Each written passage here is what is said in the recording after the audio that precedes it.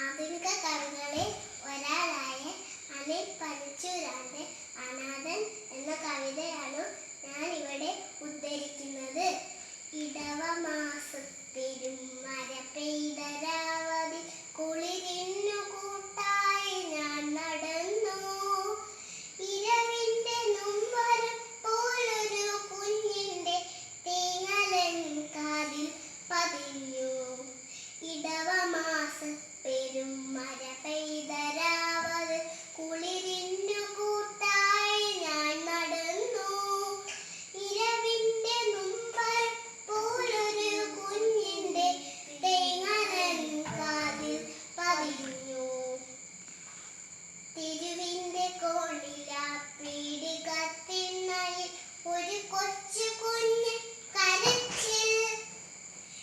ഇരളും തുരന്നു ഞാൻ അവിടേക്കു ചെല്ലുമ്പോൾ ഇടനെഞ്ചറിയാതെ തേങ്ങി.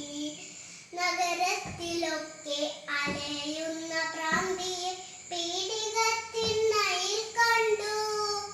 നഗരത്തിലൊക്കെ അലയുന്ന പ്രാന്തിയെ പീടികത്തിണ്ണയിൽ കണ്ടു. നഗ്നയാമവളുടെ തുട ചേർന്നു പിടയുന്നു ചോര പുതപ്പിട്ട കുഞ്ഞും. അരികത്തടുത്തിടാ ചാവാരി നായ്ക്കളും ഒരു ദൃഷ്ടി സാക്ഷി ഞാനും. അമ്മയുടെ നോവാറിയില്ല ആ പ്രാന്തി കണ്ണടച്ചെന്നേക്കുമായി. അമ്മയുടെ നോവാറിയില്ല ആ പ്രാന്തി കണ്ണടച്ചെന്നേക്കുമായി.